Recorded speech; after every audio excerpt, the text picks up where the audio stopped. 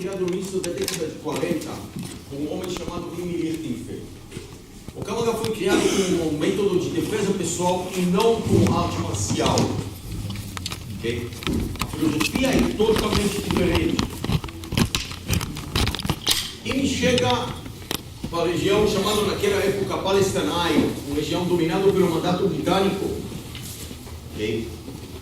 Os ingleses recebem em 1917 da ONU um mandato de 30 anos. Okay? Que depois, durante até o final desses 30 anos, eles têm que criar uma casa para o povo judeu. E quem domina essa região naquela época, que ele chega para lá, são os ingleses. Que resultados dessa época que está terminando, essa época do mandato, e a migração judaica para a região, a gente está no meio da Segunda Guerra Mundial. Os judeus estão tentando fugir da Europa para algum lugar um pouco mais seguro. A imigração para a região cresce e o mundo árabe começa a forçar os ingleses para proibir a migração para a região. Eles basicamente fecham as fronteiras. Okay? Em paralelo, o mundo árabe lá fora incentiva os árabes que moram na região para fazer levantada e infernizar a vida dos judeus, como objetivo que eles vão embora, que vai esquecer essa ideia de ter um país na região. Okay. Os ingleses, por parte deles, teve uma técnica muito clássica, como é que eles dominavam as regiões que eles dominavam. Eles levavam os povos locais, criaram um atrito entre eles, para poder comandar eles mais fácil. A gente conhece isso na Índia, a gente conhece isso na África, conhece em qualquer lugar que a gente passava. E lá não foi diferente. A verdade verdadeira, só fazendo um parênteses assim, que o conflito israelense-árabe, que todo mundo hoje bota a culpa bíblica na história, não tem nada bíblico na história. A época bíblica começa em 1917, quando os ingleses chegam para lá. Até esse momento, a vida lá entre judeus e árabes foi muito boa, por sinal. Eu sou dessa região, eu sou 13ª geração. Isso que eu falo há 300 anos. A gente tem uma história de família. O Oriente Médio foi fronteiras abertas. Todo mundo andava onde queria, como queria, quando queria. Okay? Até que chegaram os ingleses e instalaram toda essa política de dominação deles. Mas vamos continuar para frente. As fronteiras fechadas, os ingleses proíbem a imigração, e, do outro lado, eles dão a mão mais aberta para os árabes, porque eles precisaram de bons relacionamentos como o mundo árabe por causa do petróleo. Okay? Isso, os países árabes incentivam os árabes locais para fazer levantadas e assim criam o que chamam os Fedaim. Fedaim foi um grupo de bandos árabes que o objetivo deles era para infernizar a vida da comunidade judaica no lugar. Eles estupraram, eles assassinaram, eles roubaram, eles assaltaram, eles fizeram, destruíram, simples por fazer. Nada mais. Ok? E essa é a realidade da região em 1942, quando ele chega para lá. Ok? Ele chega para uma realidade que ele tem que... Ele integra no grupos que fazem pela proteção da comunidade local. E ele tem a missão agora treinar, ajudar no treinamento do povo em geral para poder sobreviver nessa realidade. Naquela época, os ingleses proíbem qualquer tipo de porte e treinamento em qualquer tipo de arma. Ok? Nem faca, nem bastão, claro que nem arma de fogo. Ok? E isso é a realidade que ele chega para lá. E aí ele agora precisa... Ele começa o treinamento e ele precisa treinar o pessoal que é alguma coisa que vai mesmo servir e vai fazer diferença na vida dele. Ele encontra um povo exatamente o que eu tenho aqui. Idade diferente, porte físico diferente, sexo diferente, habilidade física diferente, tudo diferente. Povo normal, igual que a gente tem em qualquer lugar do mundo. Okay? E ele precisa dar para eles não só a capacidade de sobrevivência, mas também a esperança. A esperança que é possível sobreviver. Okay? Lembra que a gente está na Segunda Guerra Mundial? Milhões estão indo para os fornos, e de outro lado aqui, os ingleses fecham fronteiras, os árabes começam os conflitos, e etc, etc. Okay? E aí ele fica na frente da dilema, na frente da dúvidas, como é que faz todo esse povo, com tantas diferenças entre eles, como é que consegue criar para eles alguma coisa que vai servir para todo mundo? Ele chegou para a conclusão que, a primeira coisa, as técnicas dele têm que ser técnicas muito, muito simples. O que é isso simples? Que qualquer pessoa, com muito pouco tempo, com toda a maior dificuldade que ele pessoal tem, coordenação, de força, de tamanho, de tudo, vai conseguir realizar essas técnicas com toda a eficiência. E aí ele baseia os movimentos do Krav Maga. Ele fala, nada mais simples que deixar as pessoas fazer o que eles de qualquer maneira iam fazer.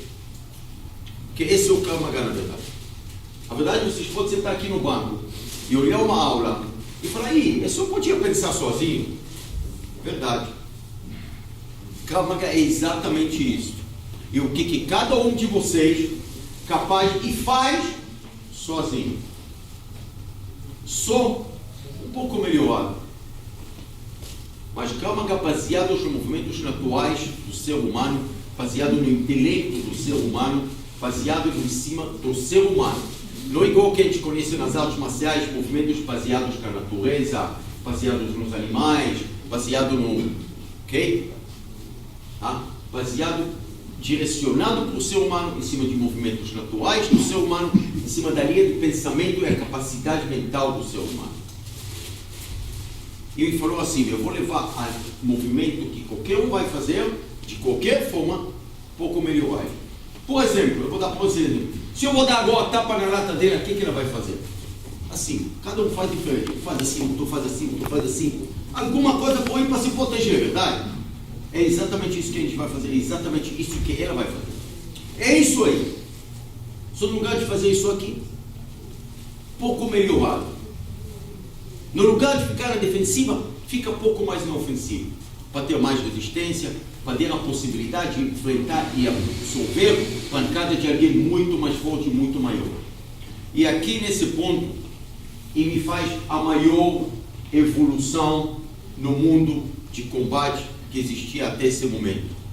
Ele fala assim, não só vamos fazer a defesa, mas vamos fazer o ataque ao mesmo tempo. Não uma defesa ou um ataque, mas os dois ao mesmo tempo. O que isso dá? Isso não deixa o agressor partir para a segunda agressão. Ao mesmo tempo que eu defendi, eu ataco contra. Ele de posição de agressor, antes que ele terminou a pancada toda, já apanha, já tem que se defender, tira a vantagem que ele teve, okay? Da fator surpresa, e ao contrário, na verdade, você surpreende a surpresa.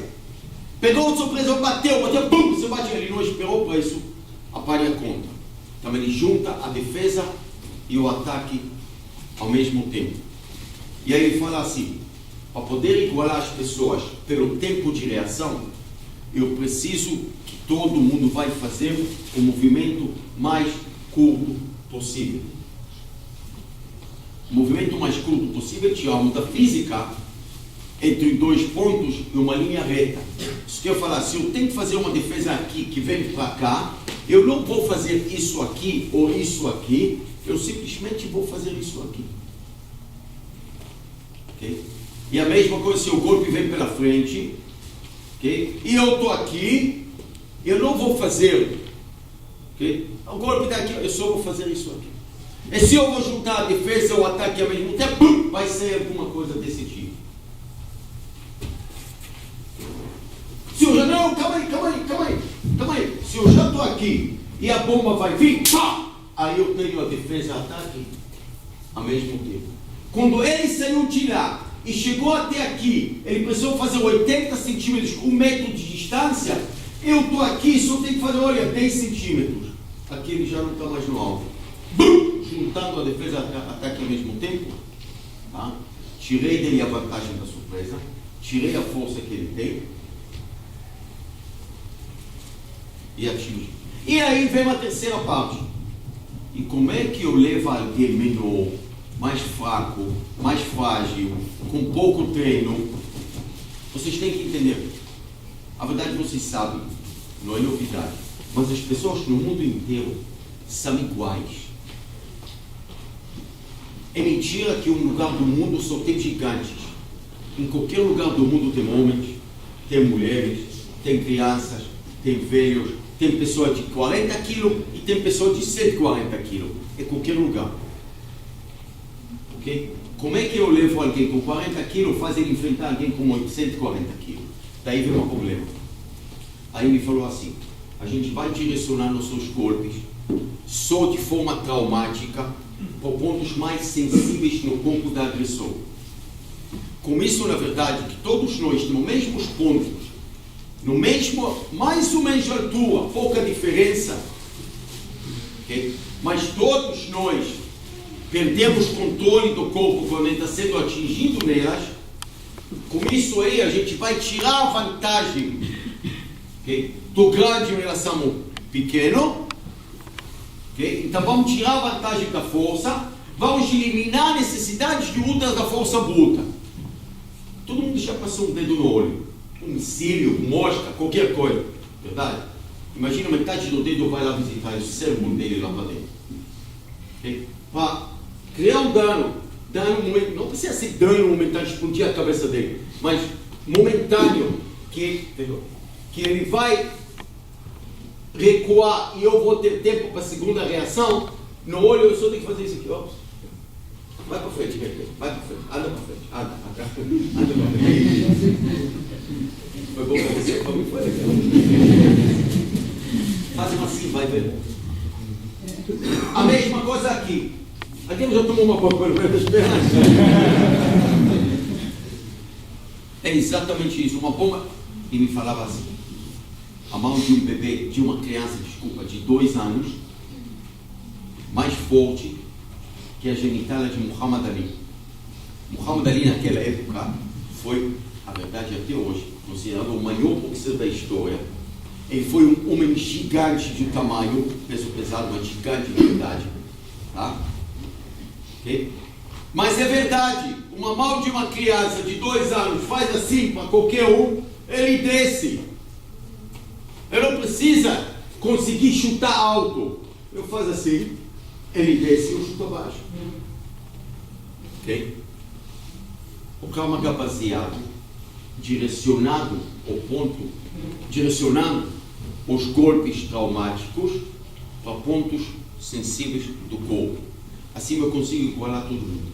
Eu tiro a vantagem da força bruta, eu tiro a necessidade de uso da força bruta para poder superar o agressor. Ok? Então a gente falou técnicas simples, porque baseadas nos movimentos naturais, técnicas rápidas, porque são técnicas curtas, técnicas muito objetivas, igualando as pessoas, porque direcionados golpes traumáticos por pontos sensíveis. Ok? Temos para todo mundo a possibilidade de defesa. Ele criou resposta para qualquer tipo de agressão. Não importa se a agressão vai ser de perna, de mão, de vara de ferro, de garrafa quebrada, de faca, de ameaça, de arma de fogo e qualquer outra coisa. Sempre obedecendo as mesmas regras. Técnicas simples, rápidas e objetivas. Não importa se a agressão é pela frente, por lado, por trás. Se você está em pé, sentado, alguém falou que eu não posso enfocar ela agora, porque ela não vai dar para uma bomba na cabeça por trás. Para isso a gente sempre tem que estar pronto. Não existe o impossível no Krav Maga. Não existe, para isso não tem resposta. É questão filosófica. Não é questão técnica. Da onde vem? Muito simples. Na hora que eu vou falar para você, ela chega para mim com uma pergunta. Mestre, como é que eu faço para isso? Para isso não tem nada para fazer. De outra forma, o que eu falei para ela? Minha filha, presta atenção. Se alguém ataca você dessa forma, você morre. E esse não tem no Krav Maga. O Krav Maga foi criado para dar a possibilidade de sobrevivência para qualquer um, em qualquer situação. Isso quer falar, a gente tem resposta para qualquer tipo de agressão. Não importa qual que seja. Okay? Pode ser com uma agressão, com várias agressões, não importa a quantidade. Histórias contam que ele precisou enfrentar na Europa, ainda na época dele na Europa, em combates reais de rua, com um pequeno grupo, multidões, onde não teve tempo para dar 2 golpes para a mesma pessoa. Ok? Então, não tem o impossível no Krav Maga. Não tem resposta. Também se você está com mal e perna chamarada, a gente tem maçã na boca. Tem alguma coisa ainda para fazer. É questão filosófica, não só técnica. Muito bom. Para dar para qualquer um defender, é muito bonito. A gente viu como é que a gente faz isso. Agora você tem que levar isso para frente. Para isso ele criou uma metodologia muito específica. Ok? A primeira coisa, o instrutor vai ensinar você, o instrutor vai mostrar para você como é que a técnica tem que ser realizada. Depois, ele vai explicar para você detalhe por detalhe por que está sendo feito dessa forma e não de outra forma. Ele vai mostrar para você da forma científica, se baseia na lei das físicas, na anatomia humana, e para cá e para lá, por que a técnica foi feita, como que foi feita. E depois, ele começa a fazer você aprender detalhes, juntando os detalhes, criando para você uma técnica completa. Tudo isso com um objetivo só. Dar para o aluno a capacidade de entender o Krav Maga. O que está sendo feito, como está sendo feito. A gente falou, o Krav Maga foi criado em cima de instrumento.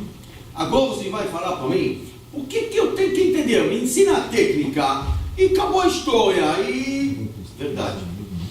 Eu posso ensinar vocês a técnica mais complicada que a gente tem no Krav Maga em 15 minutos. Você vai para casa, treina mais 300, 400 vezes em cima dessa técnica, que vai levar mais 2 horas de trabalho, e você vai fazer a técnica. Não há a menor dúvida. Se você vai ter o controle emocional necessário, você vai fazer a técnica. Então você vai falar, mas peraí, você falou que em 2 horas eu posso aprender tudo isso aí. Então agora você quer que eu vou só para entender em 2 horas? Então cadê a lógica? Eu vou explicar. É muito simples. Durante os anos, durante o treinamento, você vai encontrar milhares de situações diferentes que você vai aprender a resposta para elas. As nossas aulas são divididas por 2 partes. Aprimoramento físico, que aí a gente aprende como é que socar, como é que chutar, como é que bater, como é que usar o corpo, que estão pertencendo a alguma coisa até 20% das nossas aulas. E a segunda parte, okay, que é 80% das aulas e mais ainda, são simulações de situações reais. Alguém vem me enfocando, como é que reage? Alguém me soca, como é que eu reage? Alguém me chuta, como é que reage? Alguém vai me esfaqueando, como é que eu reage? Simulações reais. Simulações de situações reais. Durante os treinos, você vai encontrar milhares dessas simulações. Porém, um dia você anda na rua e nada acontece como o que acontece no tatame.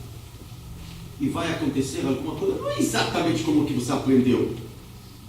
Diferente um pouco. Se você é um papagaio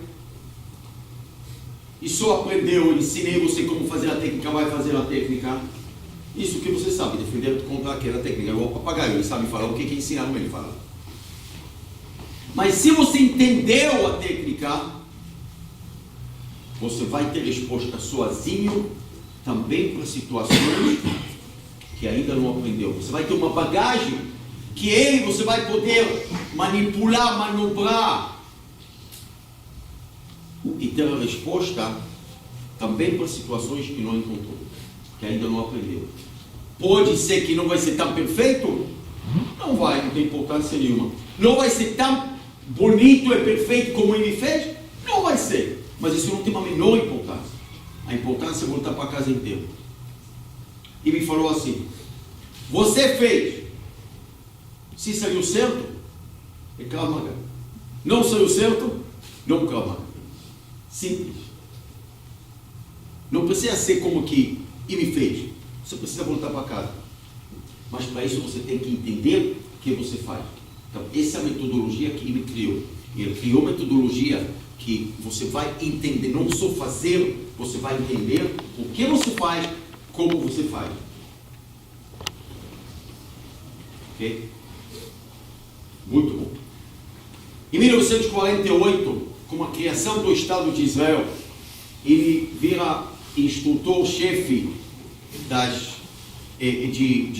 instrutor-chefe de defesa pessoal, combate corpo a corpo e preparo físico das forças de defesa do Estado de Israel. Em Israel não tem forças chamadas igual que a gente tem aqui no Brasil, 3 forças diferentes, Marinha, Aeronáutica e Exército. Em Israel, uma força só, com 3 ramificações, aérea, terrestre e marítima.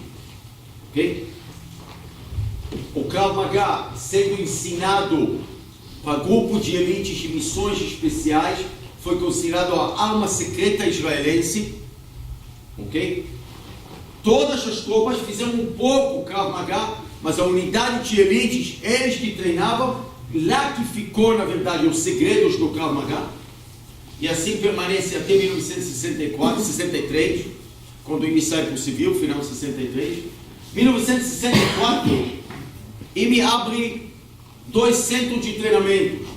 Uma na cidade de Tel Aviv, okay? Todo mundo conhece a cidade de Tel Aviv. E uma na cidade de Netanya, a cidade que ele mora. A cidade de Tel Aviv é uma cidade costeira. A cidade de Netanya também é uma cidade costeira. Fica 30 quilômetros, mais ou menos, 30 quilômetros por norte na costa. Ok? Onde ele mora. Na cidade de Tel Aviv, ele abre, só para fazer plim antes, tá? Sobre a cidade de Tel Aviv. Tel Aviv nunca foi a capital de Israel. Ok? Eu sei que você aprende isso na escola, desculpa, tá? Mas Tel Aviv nunca foi a capital de Israel. Se alguém vai querer a explicação por que não, como não foi, eu explico depois no tempo das perguntas. Tel Aviv, ele abre a academia na rua Pinsker, número 27. A verdade, isso não tem uma menor importância para você. Sim, se isso não ficava 2 quarteirões e meio da casa da minha avó. Tá? E assim, na verdade, que a gente conheceu o IME. Ok? E assim eu tive o enorme privilégio de começar a treinar com o IME em 1968, 68. Okay? A verdade, a gente começou a família toda, minha irmã, meu irmão, meu pai, todo mundo começou a treinar. A única que sentava no banco foi a mamãe. E me falou que a mamãe está controlando a aula, que ninguém não vai exagerar. Okay? Em 1971, ele forma a primeira faixa preta e faz o primeiro curso de instrutores civil de Krav Maga. Em 1977, ele fecha a academia em Tel Aviv, e a gente todos passam para treinar com ele em Netanya, cidade dele. Em 1978, ele realiza seu maior sonho, ele cria a Associação de Krav Maga Israeli. Na verdade, ele legaliza as suas técnicas oficialmente perante o governo israelense, perante o mundo, perante tudo. O Krav Maga tem uma base agora legal, senão simplesmente as técnicas do IME, mas é uma entidade oficialmente reconhecida, ok? E a partir daí, na verdade, ele muda muitas coisas. Daí para frente, ele começa a preparar um pequeno grupo de 13 pessoas, que o objetivo desse grupo continuar a era, lembra que IME já está em 68 anos, tá? O objetivo que esse grupo vai continuar o caminho do IME depois da era IME, ok? Ele prepara o grupo, que o grupo vai poder entender, levar, liderar e fazer. Ele dá o poder para esse grupo, o poder, o que poucos, na verdade, hoje no mundo têm, a poder de graduar, de altas graduações em Krav Maga, qualquer graduação em Krav Maga, okay? Ele dá para eles a capacidade organizacional, os princípios e todos os pequenos detalhes filosóficos e técnicos do mundo do Krav Maga. É um grupo de 13 pessoas que eu tive o enorme privilégio de fazer parte desse grupo, okay? Eu fui o menor de todos, de sempre até hoje, claro, né? O mais novo depois de mim tem 11 anos, um pouco mais velho que eu, okay? E é isso aí. E 80, na década de 80, no meado de 80, a primeira vez que a gente tira o Krav Maga fora do Estado de Israel, e tira o Krav Maga fora do Estado de Israel, a gente vai, na verdade é a segunda vez, mas a gente vai para dar um curso na CIA, na Agência de Inteligência Americana, nos Estados Unidos. De lá a gente vai para algum grupo de elites da FBI, depois para o Marines, grupo de elites da Marinha Americana, da Marinha Americana. Depois a gente vai para a GIGN francesa, Unidade Contra-Terror da Polícia Nacional Francesa. E é isso aí, basicamente. Ok? E assim, IME estrutura todo o sistema do Krav Maga, na verdade, através IME começa a se afastar devagar, dedica mais para seus faixas pretas, para esse grupo mais dedicado para interesse, porque que interessa a ele. E esse grupo nós começamos a comandar e trabalhar, preparar todo o Krav Maga em Israel, okay? Até que no final da década de 80, em 89, começa o Krav Maga na França e nos Estados Unidos, e em 18 de janeiro de 1990 eu trago o Krav Maga para cá.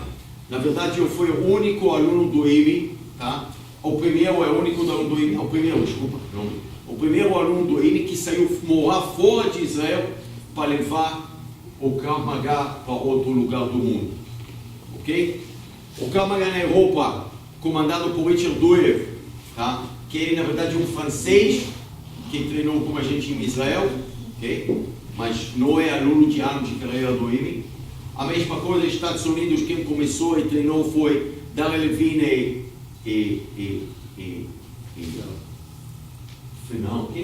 Feldman, ele era 75. Feldman, eu não lembro o primeiro nome dele. Não importa, que também vieram fazer cursos que não formam no diretor do IME, tá? E aí vai. Hoje, esse grupo de dentro de Israel, a maior parte já, na verdade, não treina. A gente ficou do 13, ficamos 6. E eles de Israel comandam o trabalho deles ao redor do mundo, tá? Eu sou, na verdade, o único que saiu fora de Israel pertencendo a esse grupo para cá. E é isso aí. Aí comecei em novembro, em 18 de janeiro de 1990, eu trouxe o Krav Maga para cá. Final do ano passado, o governo brasileiro reconheceu essa data como a data de chegada de Krav Maga no Brasil, na verdade, o continente latino-americano, e passou uma lei o dia do Krav Maga. Hoje a gente tem o dia do Krav Maga, que é uma lei federal, que é dia 18 de janeiro, ok? Que com um pouco mais de trabalho, como que eu sempre falo, com a ajuda de vocês, a gente vai fazer isso feriado também. E é isso aí, na verdade. Infelizmente, 9 de janeiro de 1998, com 88 ou 87 anos, Imi vai falecendo. É isso aí. Deixou para a gente um buraco enorme. Não há menor dúvida que se Imi estava hoje vivo, muitas coisas foram muito diferentes. Mas cada coisa com uma época dele. Aqui no Brasil a gente tem uma Federação Sul-Americana de Krav Maga. Hoje a gente é considerados a maior organização de Krav Maga no mundo a número de alunos, não a número de instrutores. A gente tem hoje 185 instrutores lecionando, acima de 250 academias ao redor de 4 países, Brasil, Argentina, México, desculpa, e Canadá, ok? A gente tem hoje curso de instrutores e mandamento, chegando para o final, que a gente tem mais em torno de 70 instrutores que vai ser formados, alguma coisa por aí, tá? Esse curso são com dobro de alunos, dobro de candidatos na prova de seleção. Entramos no curso com quase 90 e a gente vai terminar mais uns 70, que é muito bom em porcentagem, por sinal. Tá? O melhor aproveitamento que a gente teve até hoje, ok? Em porcentagem. E é isso aí. A gente está em 19 estados brasileiros, ok? Acredito eu que até final do ano a gente vai para mais um estado ou outro. Ano que vem, com certeza. E fora disso, a gente vai ter também mais alguns lugares no continente fora dele que vamos ocupar. Okay? A Federação Sul-Americana de Krav Maga levou para ela a importância de preservar o caminho do Imi, acima de tudo, ok? Porque a gente acredita que isso que na verdade vai fazer diferença no mundo, esse que vai fazer cidadão melhor, esse vai fazer cidadão mais confiante, e esse que vai ajudar para cada um, com certeza, esse foi testado e aprovado, e esse que vai ajudar para todo mundo sobreviver no momento que vai precisar. O objetivo principal da federação é preservar o caminho do Imi. A gente faz isso através de guardar a qualidade das nossas aulas, okay? A federação dá suporte para os instrutores em tudo que eles precisam para fazer sempre as aulas melhores. Você pode ver isso através de equipamento, você pode ver isso através de treinamentos, você pode ver isso a qualquer coisa que o instrutor precisa. A gente faz a supervisão do trabalho do instrutor para ter certeza que vocês recebem aqui dos seus instrutores o mesmo Krav Maga que eu ensino no Rio, o mesmo Krav Maga que eu recebi do Imi há 50, 40, 30 anos atrás. Okay? Então, a gente faz isso guardando qualidade, através de supervisando nossos instrutores. É isso aí. E tudo isso com um objetivo muito simples. Dar para o aluno, levar o aluno, tirar do aluno o máximo que ele pode ser um dia. Ok? É isso aí. Agora eu vou fazer o plim-plim e vou dar para vocês tempo para fazer perguntas. Agora eu vou contar para vocês como é que vai ser. Vai levar uns 30 segundos até que o primeiro vai ter coragem de levantar a mão. E aí depois vai ser fácil. Isso, boa. Eu não vou embora não.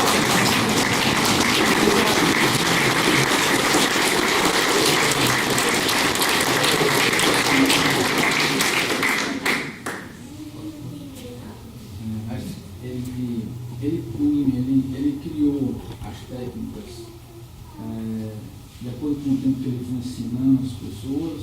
Ele fazia algum tipo de arte marcial.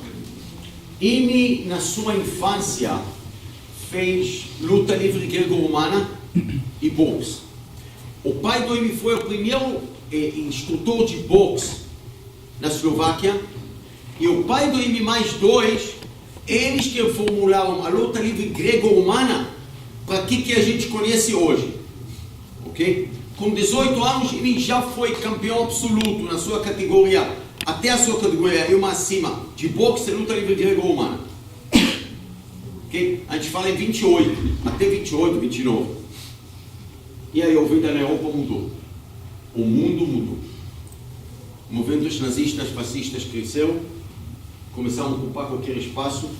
Ele encontrou situações em combate de rua, às vezes um contra várias, um pequeno grupo contra multidões.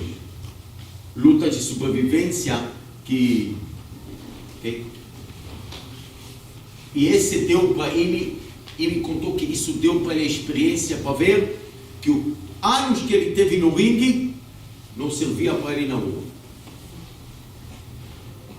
Okay? Ele chegava para clinchar alguém, um amigo dele veio, bum, deu para ele faca pelas costas. Ele brincou com Zé, teve três agarrando ele e o outro batendo. Então ele viu que precisava de alguma coisa. Okay? Essa experiência de rua, física, emocional, dá para ele os instrumentos para chegar para criar no final o que criou. Na verdade, Krav Maga é um conjunto de dois fatores.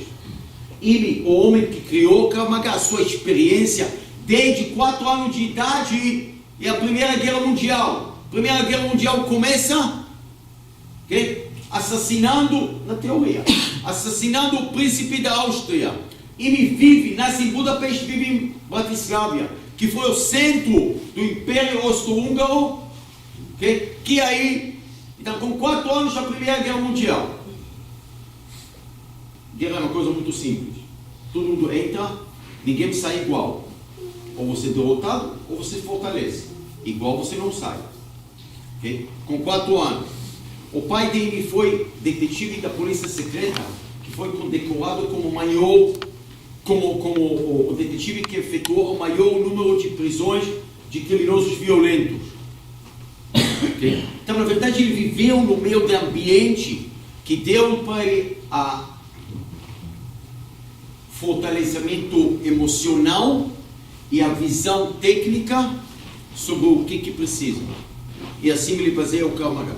O Krav Maga não baseia em nenhuma modalidade marcial. Okay? Isso que ele fez, isso, outro, tem nada um com o outro. A filosofia, o pensamento é totalmente outro. Ok? Explodido. Mais dúvidas, perguntas?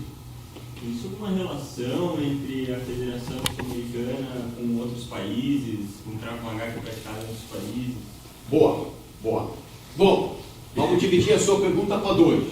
Okay? Relacionamento em outros países. A gente tem muito bom relacionamento com quase todas as organizações no mundo. Okay? Na verdade, com todos, tirando uma. Okay? Em 2010, a gente fez aqui um evento em homenagem ao centenário do IME. Okay? Esse evento teve 5 dias e a gente trouxe para cá todos os maiores líderes do Krav Maga no mundo. Ok? Todos vieram para cá delegações de 28 países. A gente não teve Krav Maga, a gente teve Krav Maga só aqui naquela época. Não, já teve pouco. Tá? Mas, ok? Então, relacionamento bom a gente tem com todo mundo.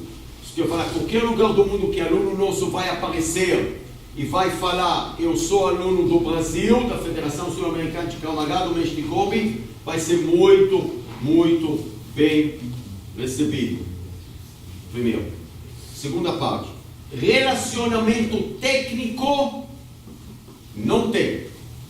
Okay? De novo, eu chamei as pessoas dos Estados Unidos, da França, de qualquer lugar para dar um seminário para nossos alunos. Esse tipo, sim. Mas diário, relacionamento, alguma coisa entre a Federação Sul-Americana para outra, não tem. A gente não tem hoje no mundo uma organização superior. Não tem. Hoje cada um é organização por si só. Okay? Temos uma organização que chama Organização Mundial do Krav Maga, Organização Internacional de Krav Maga, Organização Global de Krav Maga, mas cada uma é uma, igual que tem uma Federação Sul-Americana de Krav Maga, okay? Cada uma independente, não tem ligação entre elas. Okay? Eu pessoalmente gosto quando eu levo, em 2 anos a gente faz viagem para Israel. O objetivo da viagem para Israel são 3, 4. Eu pessoalmente acredito que um dia qualquer um tem que chegar para lá.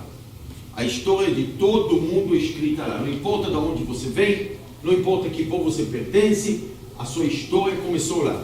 Então, a primeira coisa, a gente faz visitas históricas e visitas religiosas. Afinal, não tem como separar a história dessa parte. Ok? É diferente ouvir, ler sobre a Via Dolorosa ou passar nela, tocar, sentir, olhar, ver. É diferente. Segunda coisa, terceira coisa, então a gente falou histórica e religiosa. Terceira parte é a história do Krav Maga. E a quarta coisa, eu próprio treinar Krav Maga. E nessa parte, a quarta parte, eu gosto de levar meus alunos treinar com outros mestres, outras pessoas, que eles vão ver que existe Krav Maga e que todo Krav Maga é igual. A gente não fala sobre Krav Maga que ele não é Krav Maga, só chama ele no nome Krav Maga. A gente fala sobre Krav Maga. Okay? Porque qualquer um pode falar que ele faz Krav Maga, faz qualquer coisa, mas na verdade ele ensina balé. Com todo respeito para o balé, né? Ou ele pode ensinar qualquer outra coisa. Okay? O nome é só o nome. Então eu gosto de levar meus alunos. Tirando disso, não tem nenhuma outra ligação. Mais dúvidas? Eu queria começar a falar um pouco de como foi treinar a Marinha Brasileira em combate de cabo de água. Muito bom, por sinal. Porque Eu vou falar com você a verdade. Eu já treinei, peraí, vou terminar e eu vou passar a segunda parte. Eu já treinei aqui no Brasil centenas de unidades ligadas de segurança. Se é a nível das Forças Armadas, se é a nível de polícia, se é a nível privado, se é a nível de outro tipo, como a polícia do Senado, que eles não são polícia, nem isso, nem outro, e etc, etc. E o padrão é o mesmo padrão em geral, tirando alguns que são diferentes. Por bom, tá? Que esse foi a Forças Especiais do Exército, tá? Que foi o primeiro grupo que me surpreendeu de uma forma absurda, tá? Por bom, eu estou falando por bom. E eles, um deles, eu passei talvez 3, 4 que eu pude falar, não, eles são, tá? E eles são, foi um desses grupos que destacaram para muito bom. São pessoas com alto incentivo ideal. Eles estão lá por causa de ideais e não por causa de trabalho, ok? São pessoas que entraram no treinamento e não importa o que você fazia com eles, eles continuam treinando, ok? Não importa as dificuldades que eles sentiam, não importa as dificuldades que foi o treinamento, não importa ok? Eu acredito que é muito difícil ser soldado aqui no Brasil. Muito difícil, tá? E apesar de tudo isso aí, teve resultados maravilhosos, ok? A verdade é que não tudo depende só de nós. A gente fez um treinamento a nível de Krav Maga, a nível de atentado a curta distância, ok? Não tudo depende de nós, mas eu acredito que se caía nenhum atentado nas condições que a gente treinava, eles iam contornar a situação muito bem, por sinal, ok? Então teve muito bom treinamento e muito bons resultados, sem dúvida nenhuma. Qual foi a segunda parte da pergunta? Não, eu queria falar que na água deve ser, são movimentos muito lentos. Então, Na água. Não, o quê? Na água. Água. Os movimentos são lentos. Sim. Vai ser difícil. Sim, mas a gente não treinou só essa parte, a gente treinou toda a parte contra terror. Toda a parte contra terror. Depois eles dão uma continuidade no treinamento? Opa, fala devagar. Desculpa. Depois eles costumam dar uma continuidade nesse treinamento? Continuam se aperfeiçoando ou fazem um trabalho consigo e param por ali? O exército continua aprimorando. Desculpa. Bom. O treinamento funciona da seguinte forma. Você leva o soldado de qualquer um, leva o soldado de ponto A e em X tempo de treinamento você chega para 100% desse treinamento. Ok? Esse 100% tem duração de 3 meses. Ponto. Esse é fato, esse não quer magar. Esse é qualquer tipo de treinamento. 3 meses depois, começa a ter descida. Você consegue chegar para perder até 70% desses 100% que aumentou nos próximos 3 meses, que vão lá, 6 meses da ponto de partida. Isso quer falar, se você não fez reciclagem durante esses 3 meses aqui em cima, em 6 meses você chega para ter 30% de aproveitamento de que você teve no início. Ok? Então, na verdade, qualquer unidade de elite que quer guardar a capacidade de treinamento dela tem que estar em treinamento constante. E no Brasil existe? Okay? Bom, o maior problema que a gente tem hoje no Brasil, no meu ramo, eu não vou me meter coisas que não ligado a mim, tá? Que não tem uniformidade. O que isso quer falar? Ele falou sobre comandos anfíbios. Foi bom. Desistiu? Não, estou brincando. Comandos anfíbios. No Rio eles treinam uma coisa e aqui em Florianópolis, em Santa Catarina, com certeza outra coisa. Ok? Cada lugar treina outra coisa e não tem continuidade. Esse é o maior problema. Ok? Até hoje, tirando o POP do Rio de Janeiro, que a gente volta para lá em 4 anos, 5 em 5 anos para fazer uma reciclagem, eu não voltei, mentira. E a FE, que eu voltei também em 30 anos 3 vezes, tá? A gente não voltou a nenhuma unidade 2 vezes. Qual foi o principal motivador para trazer o Krav Maga para o Brasil? A minha mulher, cadê ele? Bom, E qual foi eu estava aqui, peraí, deixa eu contar isso. Vai. E qual foi a primeira experiência que o senhor passou aqui no Brasil, logo que chegou e precisou utilizar as técnicas? Como que começou a história aqui no Brasil? Esse já é a terceira pergunta. Eu estava aqui de passagem em 86, no final de 86, 87.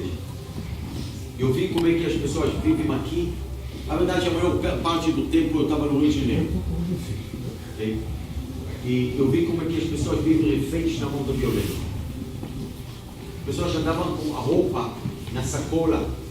Foi no trabalho com a roupa na sacola, trocou roupa para ninguém não vai ver que ele está andando um pouco mais arrumado. Ninguém não andava com tênis novo e nem se fala sobre joias ou alguma coisa de valor. Aí eu falei, opa, peraí. Com o Krav Maga eu consigo mudar essa realidade. Legal. Voltei para casa, voltei para Israel, voltei para trabalhar, a vida normal, está tudo normal, está tudo tem que ser. Até que um dia, em 89, eu falei, opa, peraí, vamos voltar para a história antiga. E aí eu cheguei para ele e falei para ele, eu acho que eu vou para o Brasil levar o Krav Maga para a América Latina. Opa! E me teve aqui parente que ele perdeu um contato na época da guerra. Em São Paulo. Isso é a única coisa que ele sabia sobre ele. E ele adorou a ideia. Daqui para frente não teve como voltar para trás. É isso aí. Agora, qual foi a segunda parte? E qual foi a primeira situação real aqui no Brasil em que o senhor viu assim, não, agora eu vou ter que praticar. Não, você não vai me fazer contar isso de novo, eu conto isso 3 vezes por semana. Ah? Conta que a outra palestra que eu vi do senhor, você não contou essa. Aqui não contou, né? Tá bom. Ele convenceu. Ele está persistente que eu vou contar. Qual foi a terceira pergunta?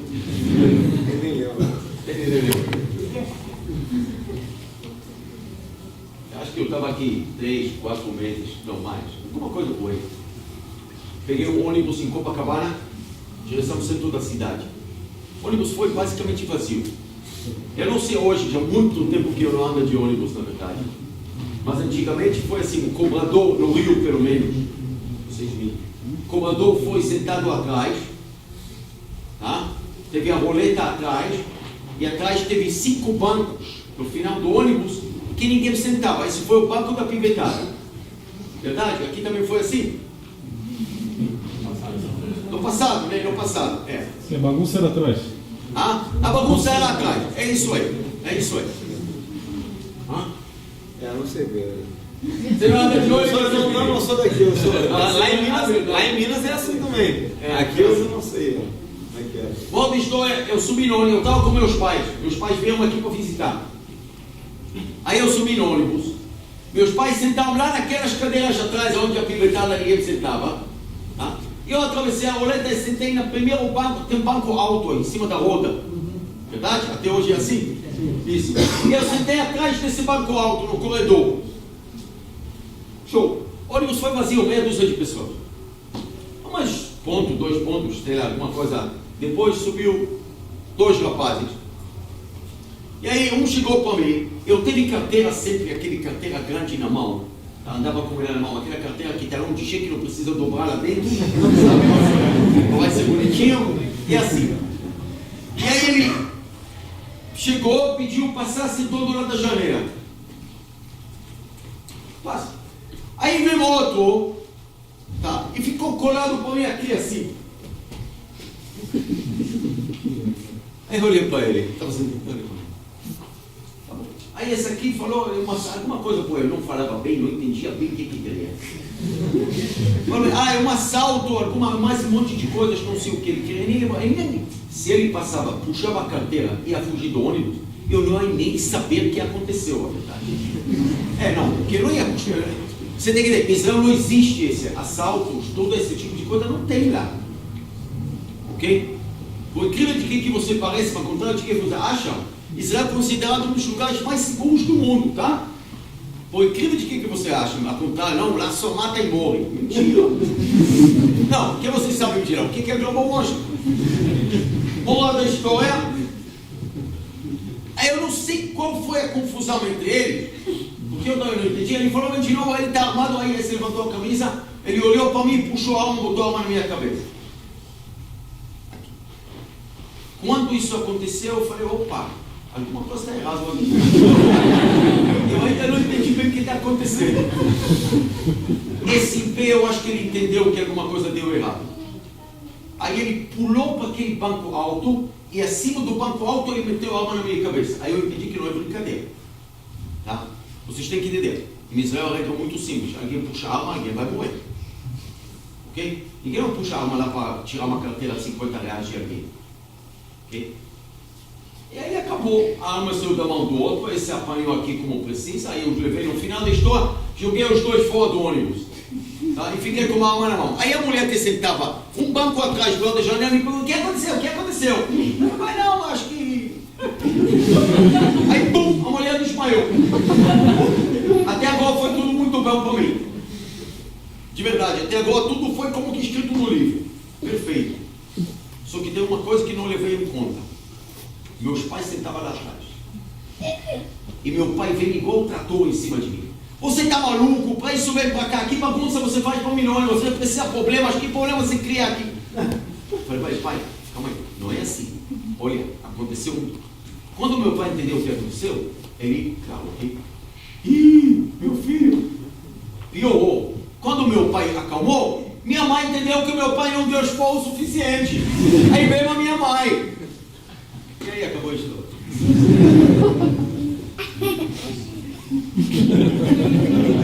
No começo lá em Israel, qual foi o resultado do trabalho no Desculpa, fala devagar. Qual foi o resultado do trabalho do INE com a população lá no início? Já que tinha esse grupo... Perfeitamente. Fato, a maior parte da filosofia de defesa em Israel baseada no nosso trabalho. Isso que eu ia falar, não é o nosso trabalho não, baseado no trabalho do INE, na filosofia do Krav Maga.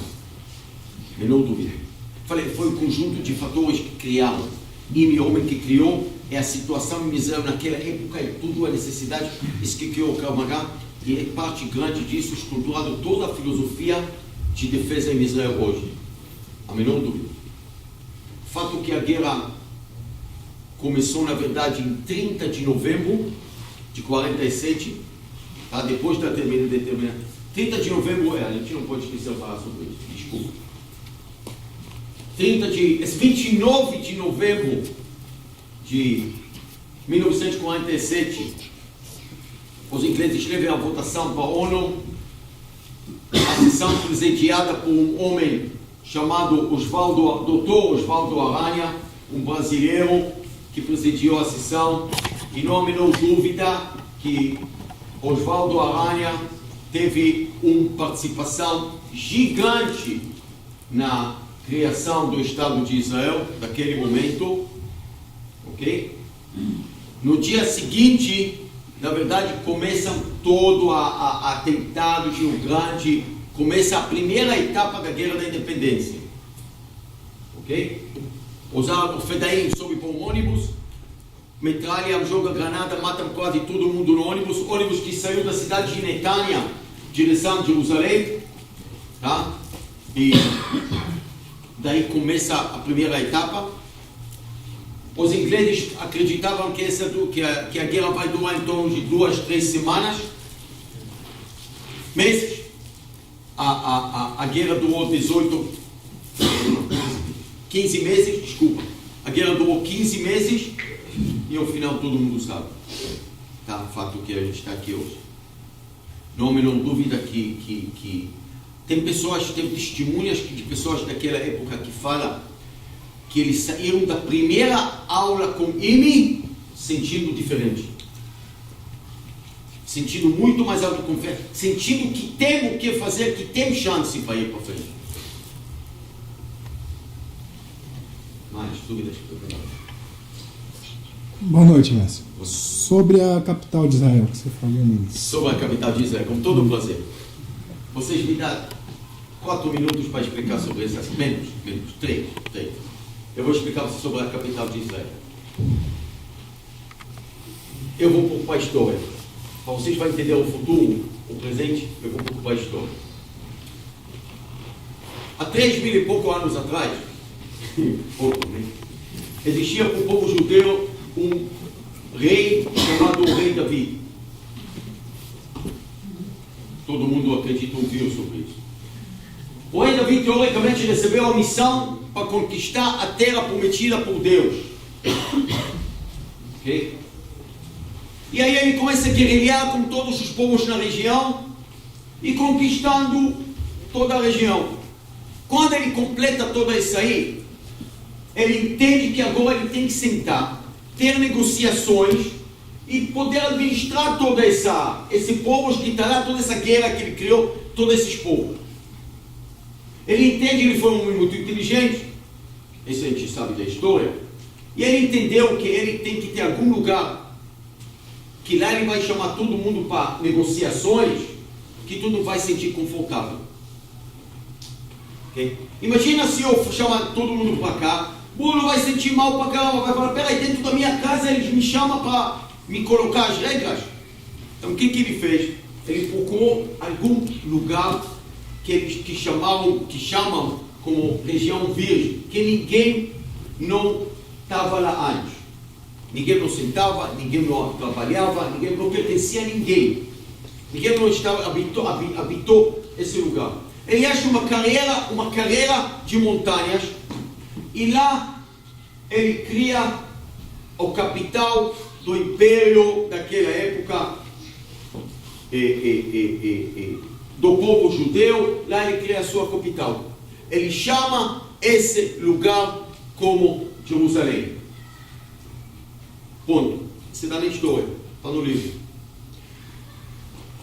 O filho dele recebe a missão de construir o primeiro, que a gente chama, o primeiro grande templo, o primeiro casa de Deus,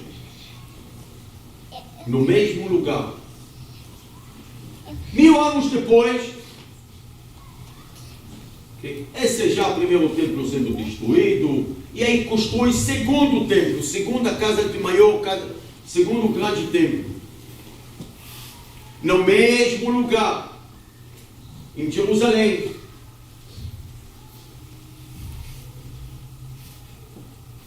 E esse fato até agora, porque se esse momento a gente vai falar, não, isso não foi lá, isso foi em outro lugar, então na verdade a gente nega toda a história do mundo.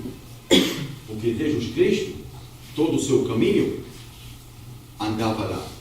Ele começou no norte, e todas as coisas, toda a pregação de verdade, foi nas portas do segundo grande templo. Verdade? Todo mundo conhece essa história. Então a gente não tem como negar a existência do grande templo e a capital de Israel, do povo judeu, desde aquela época, lá. Okay? Desde sempre, desde a época do rei Davi, a capital do povo judeu estava em Jerusalém. E a gente passou do rei Davi para a época de Jesus Cristo, de 2000 anos atrás, e vamos pular mais 1000 anos para frente, e vamos para 1948. 1948, sendo criado o Estado, 14 de maio de 1948, o primeiro-ministro israelense de Israel, David Ben-Gurion, declara a independência do Estado de Israel. E aí, continua a ser Jerusalém a capital do país. A coisa muito simples, vamos entender. Quem decidiu que Washington vai ser a capital dos Estados Unidos? Americano. Quem decidiu que a capital do Brasil vai sair do Rio de Janeiro e vai para Brasília? Ali foi o quê? Só foi um homem, tá? Ok? Os brasileiros. O único lugar do mundo que o povo local não pode decidir seu capital é Israel. Teoricamente, quem decide qual a capital de Israel é os israelenses. Ou seja, o parlamento israelense fica em Jerusalém, o Supremo fica em Jerusalém, os ministérios ficam em Jerusalém, tudo fica em Jerusalém. E esse é fato. Ok? Pergunta a Bruno, ele estava, mas quem mais estava comigo lá? Ah, tem várias. Tá? Cássio já foi. Quem estava comigo lá? Viu? Aqui o parlamento. Você foi no último que a gente entrou no parlamento ou não, né? Não entrei. Você foi no primeiro? Eu tive essa sorte no parlamento. Você não entrou no parlamento? Não, também não. No parlamento não sempre tem visitação. Então, quando teve visitação, a última vez que a gente foi, em 2 em 2 anos a gente leva grupos para lá, vocês vão entender. Tudo acontece em Jerusalém.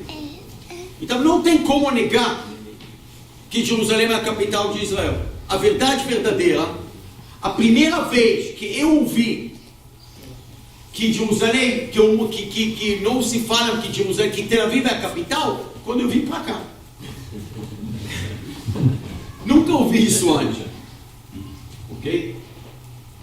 É isso aí. Então, não me dúvida, desde 3000 anos atrás, Jerusalém considerada a capital do povo judeu. Não ajuda para negar isso, porque eu falei, se negam isso, negam a história de Jesus Cristo, a história do mundo inteiro. Não tem. Ok? É isso aí. Próxima pergunta. Oi. O governo americano reconheceu há pouco tempo, né? A capital. Não.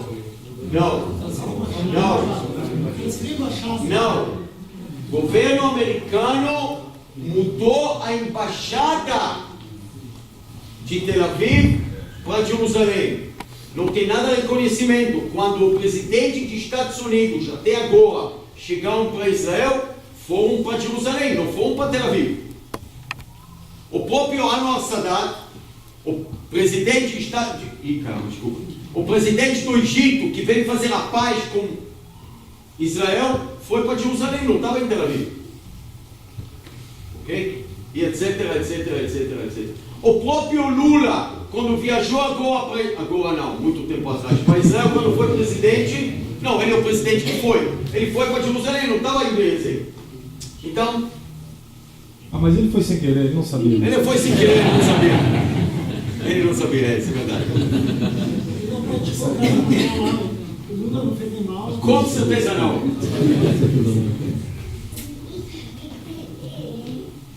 Mas 100% das técnicas do Krav Maga foi o Imi que criou ou os 13 que ele desenvolveu? Ok. Imi, vamos fazer diferente.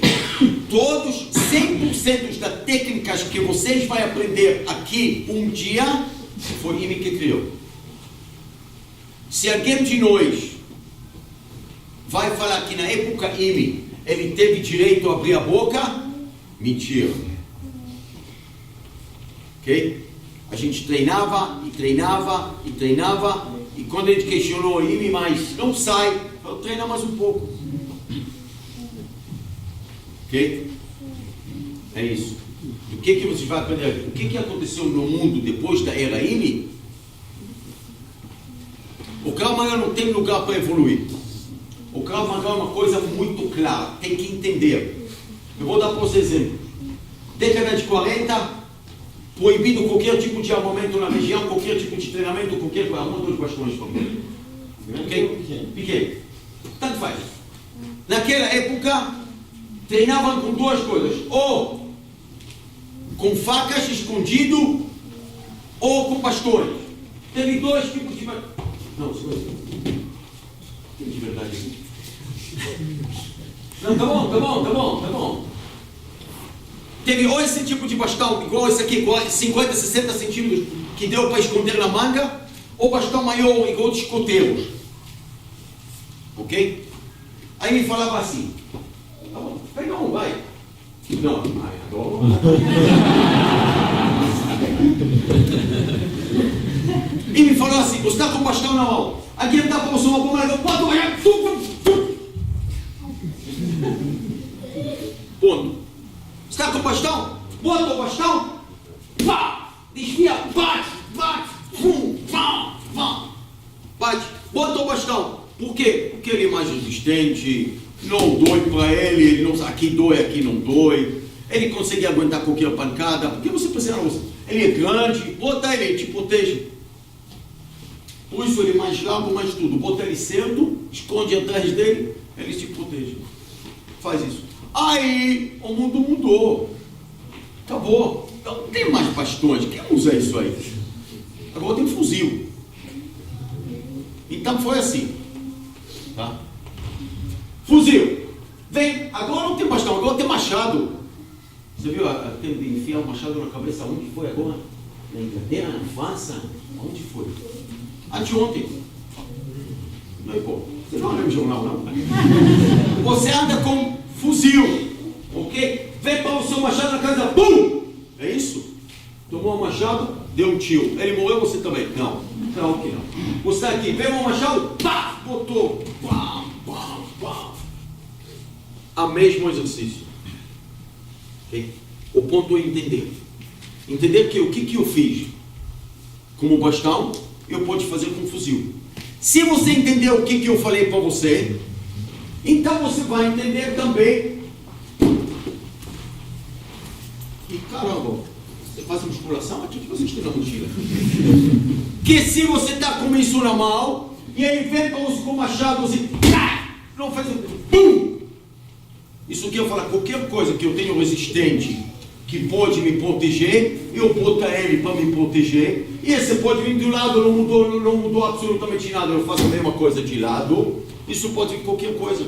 Aí eu entendi que se alguém me ataca, eu posso levar qualquer objeto que tem uma resistência para isso, né? Num pedaço de papel, ok? Que vai me proteger. Moral da história. a filosofia, o pensamento, a matéria-prima, e me criou. O resto a gente tem que saber entender e usar. Entendeu? Todos mantêm a mesma filosofia dos 13 ou houve algumas divergências muito grandes? Bom, do 13 só ficam 6. Certo, sim. E a verdade é que não sempre tudo ficou na mesma. Eu comecei a treinar comigo e eu estava assim. Quantos anos você tem? 11? Tá velho pra caramba. Ok, Miguel lá. Ô Miguel, fica em pé. Fica em pé. Ele tem quantos anos? 4. É isso aí. Já treina também. Isso aí. Esse não parece nem gente. Eu fui igual. Okay? Eu aprendi a socar e chutar antes que eu aprendi a escrever. Nem como é com garfo e faca sabia. E para mim foi alguma coisa diferente. A verdade é que não há menor dúvida que se você for aluno do IME para você na sua idade, não é o que IME foi na minha idade, quando eu comecei. Ok?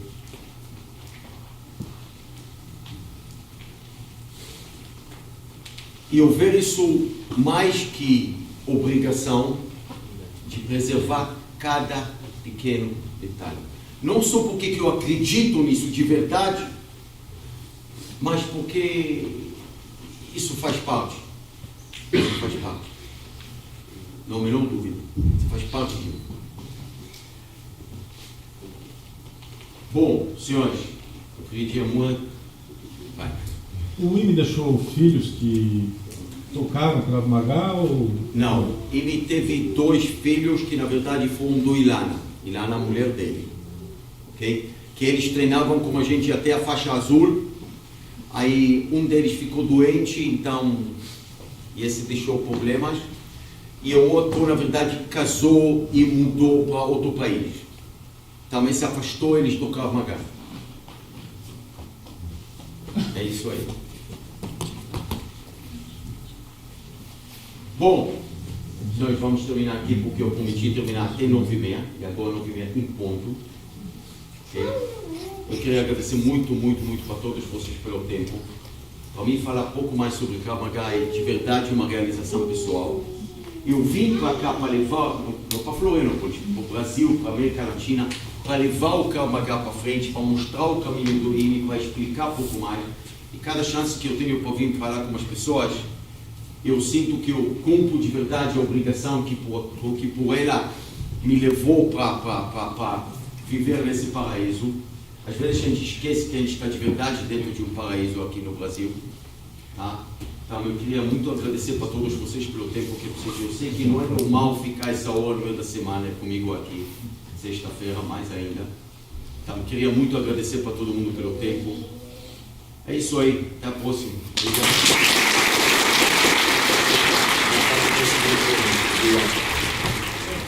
A verdade que a obrigada verdadeira eu tenho que dar para o meu instrutor, porque se não fosse ele, não fossem vocês aqui. Obrigado.